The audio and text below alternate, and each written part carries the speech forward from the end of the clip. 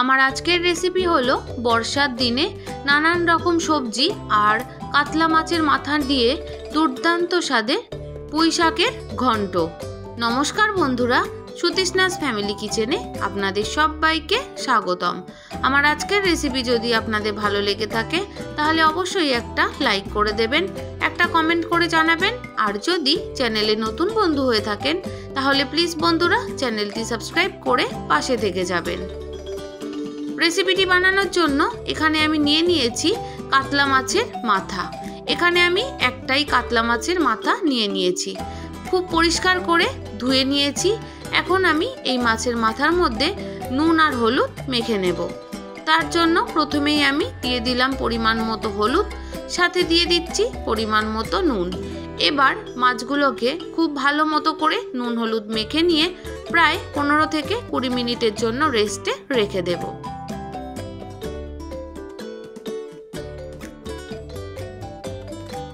বন্ধুরা, আমি আগেও বেশ কয়েক ধরনের পুঁই শাকের রেসিপি আপনাদের সাথে শেয়ার করেছি, তবে আজকের রেসিপিটি একটু অন্য ধরনের। মাছের মাথাগুলো সুন্দর মতো করে নুন হলুদ মেখে রেখে দেওয়া হয়ে গেছে। এদিকে কড়াইয়ের মধ্যে আমি সাদা তেল গরম করে নিয়েছি। আমি এখানে সাদা তেলের ব্যবহার করছি, আপনারা চাইলে সর্ষের তেল দিয়েও রেসিপিটি বানাতে পারেন। তেলটা খুব ভালো মতো গরম হয়ে গেলে কড়াইয়ের চারিপাশে লাগিয়ে নিয়ে মাছের মাথাগুলো দিয়ে দিলাম। এক সাইড হালকা হালকা ভাজা হয়ে গেছে, এখন আমি মাছের মাথাগুলোকে উল্টে দিচ্ছি। আর বন্ধুরা, এখানে আমি কাতলা মাছের মাথার ব্যবহার করেছি। আপনারা একই পদ্ধতিতে ইলিশ মাছের মাথা বা রুই মাছের মাথা দিয়েও বানাতে পারেন। এই রেসিপিটি ভীষণ ভীষণ ভালো হয়। দুই সাইড সুন্দর মতো লাল লাল করে ভেজে নেওয়া হয়ে গেছে। এখন আমি মাছের মাথাগুলো তেল থেকে তুলে নিচ্ছি।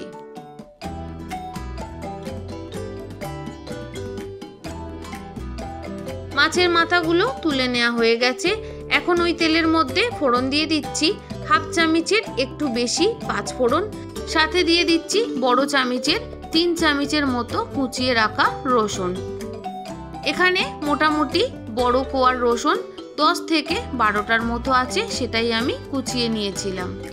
ফোড়নটা থেকে সুন্দর গন্ধ এলে এখানে আমি দিয়ে দিচ্ছি কুচিয়ে রাখা পেঁয়াজ। এখানে আমি একটা বড় সাইজের পেঁয়াজের অর্ধেক কুচি করে রেখেছিলাম, সেটাই আমি দিয়ে দিলাম। এবার খুব ভালো মতো করে লাল লাল করে ভেজে নেব। ফোড়নটা করার সময় গ্যাসের ফ্লেমটা আমি কমিয়ে দিয়েছিলাম, এখন গ্যাসের ফ্লেমটা আমি বাড়িয়ে দিয়েছি। এবার পেঁয়াজগুলোকে খুব ভালো মতো করে ভেজে নিচ্ছি।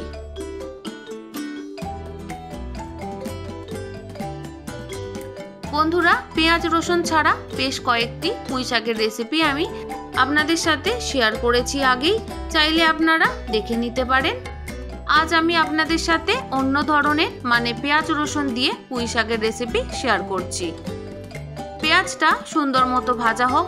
এখানে আমি নিয়ে নিয়েছি 700 গ্রামের মতো পুঁই শাক। পুঁই শাকটাকে খুব ভালো মতো করে কেটে ধুয়ে পরিষ্কার করে নেব। এদিকে দেখুন পেঁয়াজটা সুন্দর মতো ভেজে নেওয়া হয়ে গেছে। এখন আমি দিয়ে দিলাম বড় সাইজের একটা আলু ডুমডুম করে কেটে রেখেছিলাম সেটা, সাথে পুঁই শাকের কেটে রাখা ডাঁটাগুলো দিয়ে দিলাম। এবার আলু আর ডাঁটাটাকে খুব ভালো মতো করে ভেজে নেব।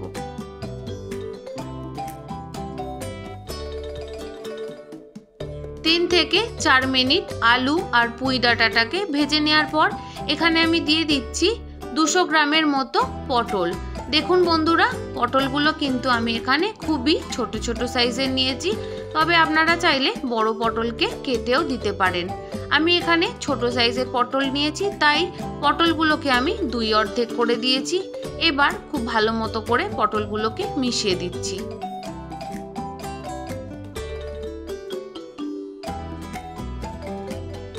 পটল দেওয়ার পর 3 মিনিটের মতো ভেজে নিয়েছি।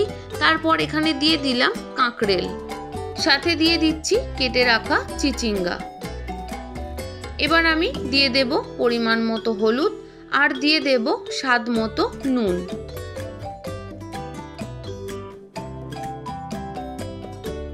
এবার সমস্ত কিছুকে খুব ভালো মতো করে আবারও মিশিয়ে দেব। বন্ধুরা, আপনারা তো অনেকেই আপনাদের মতো করে নানান রকম পুঁইশাকের রেসিপি বানিয়ে থাকেন, তবে একবার এই পদ্ধতিতে বানিয়ে দেখবেন, আশা করি আপনাদের ভীষণ ভালো লাগবে। 2 থেকে 3 মিনিট ভালো মতো মিশিয়ে নেওয়ার পর ঢাকনা দিয়ে আমি আরও 3 মিনিট জোর আঁচেই রেখে দেব। 3 মিনিট পর ঢাকনা খুলে আপনাদের দেখাবো যে সবজি থেকে নুন দেওয়ার কারণে কিরকম জল বেরোতে শুরু করেছে, সাথে সবজিগুলো অনেকটা কমে গেছে। এবার খুব ভালো মতো করে আবারও আমি একটু নাড়াচাড়া করে দিচ্ছি। এখন আমি এখানে দিয়ে দেব বেশ কিছুটা পরিমাণ কাঁঠাল দানা। কাঁঠাল দানাগুলোকে খোসা ছাড়িয়ে 2 অর্ধেক করে নিয়েছি, সাথে দিয়ে দিলাম বেশ কিছুটা পরিমাণ কুমড়ো। বন্ধুরা, আমি এখানে যা যা সবজির ব্যবহার করেছি এগুলোর সাথে সাথে আপনারা আপনাদের পছন্দ মতো আরও কিছু সবজি অ্যাড করতে পারেন। আবারও 3 মিনিটের মতো সমস্ত সবজিগুলো আমি ভেজে নিচ্ছি। এমনিতেই নুন দেওয়ার কারণে সবজিগুলো অনেকটাই নরম হয়ে গেছে। এখন আমি দিয়ে দেব কিছু মশলা। দিয়ে দিচ্ছি 2 চামচের মতো জিরের গুঁড়ো, আর দিয়ে দেব 1.5 চামচের মতো লঙ্কার গুঁড়ো। নুন আর হলুদ যেহেতু আমি আগেই দিয়ে দিয়েছি, তাই আমি আর আলাদা করে দেব না। এখন সমস্ত কিছুকে আবারও খুব ভালো মতো করে মিশিয়ে দেব।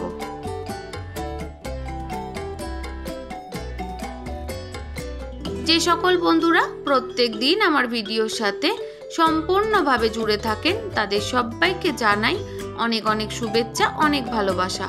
আর যে সকল বন্ধুরা আজ আমার চ্যানেলে প্রথম এসেছেন, প্লিজ বন্ধুরা রেসিপিটি ভালো লাগলে অবশ্যই কিন্তু সাবস্ক্রাইব করে পাশে থেকে যাবেন।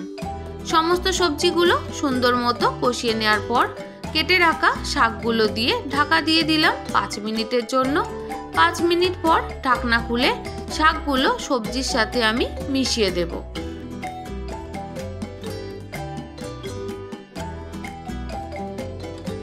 বর্ষার দিনে নানান রকম সবজি আর মাছের মাথা দিয়ে পুঁইশাক রেসিপি বা পুঁইশাক ঘন্ট আপনাদের কাদের কাদের ভীষণ পছন্দের অবশ্যই কিন্তু কমেন্ট করে জানাবেন। শাকগুলো হালকা হালকা মিশিয়ে দেওয়ার পর আবারও ঢাকা দিয়ে দিয়েছি যাতে শাকগুলো পুরোপুরি নরম হয়ে যায়। দেখুন বন্ধুরা, ঢাকনা দিয়ে রাখার পর শাক থেকে কি পরিমাণে জল বেরিয়েছে। এখন আমি ভালো মতো করে মিশিয়ে দিচ্ছি। এই পর্যায়ে কিন্তু সবজিগুলো অর্ধেক সেদ্ধ হয়েই গেছে।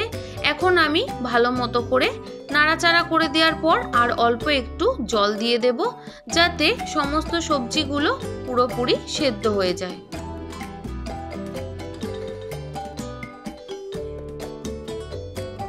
পরিমাণ মতো জল দেওয়া হয়ে গেছে। এখন আমি ভালো মতো করে নাড়াচাড়া করে দেওয়ার পর খুব ভালো মতো যখন ঝোলটা ফুটে যাবে, তখন ভেজে রাখা মাথাগুলো দিয়ে আবারও ঢাকা দিয়ে দেব 5 মিনিটের জন্য।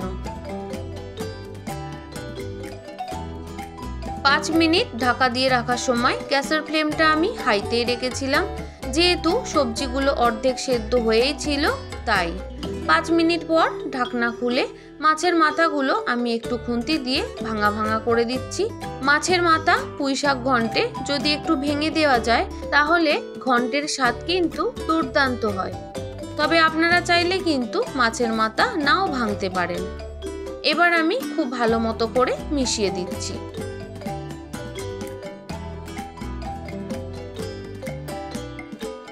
এইভাবে বানালে এতটাই দুর্দান্ত স্বাদের হয়, না বানালে কিন্তু বুঝতেই পারবেন না। অবশ্যই কিন্তু একবার হলেও এইভাবে বানাবেন। এখন আমি দিয়ে দিলাম 4 থেকে 5টা চেরা কাঁচা লঙ্কা, সাথে দিয়ে দিলাম স্বাদের ব্যালেন্সের জন্য 1 চামচ চিনি। বন্ধুরা, ঝালটা আপনারা আপনাদের স্বাদ অনুযায়ী দেবেন। আর যারা যারা চিনি খেতে পছন্দ করেন না তারা অবশ্যই চিনিটা স্কিপ করে যাবেন। এবার সমস্ত কিছু খুব ভালো মতো করে মিশিয়ে দিয়ে আবারও আমি 2 থেকে 3 মিনিটের জন্য ভালো মতো করে ফুটিয়ে নেব। ঘন্টটা যাতে একটু মাখা মাখা হয় তার জন্য বেশ কয়েকটা আলু আর কুমড়ো আমি একটু ঘাটা ঘাটা করে দিয়েছিলাম। এখন আমি একটু নাড়াচাড়া করে দিচ্ছি। দেখুন কত সুন্দর মাখা মাখা হয়েছে। তরকারিটা বা ঘন্টটা আমার পুরোপুরি রেডি। এবার আমি নাবিয়ে নেব। আমার সাথে এতক্ষণ ধৈর্য ধরে থাকার জন্য আপনাদের সবাইকে অসংখ্য অসংখ্য ধন্যবাদ। আপনারা সবাই ভালো থাকবেন, সুস্থ থাকবেন। রেসিপিটি ভালো লাগলে অবশ্যই নতুন বন্ধুদের সাথে শেয়ার করে দেবেন। আজ এখানেই শেষ করলাম, কাল আবারও একটা নতুন রেসিপির সাথে চলে আসবো।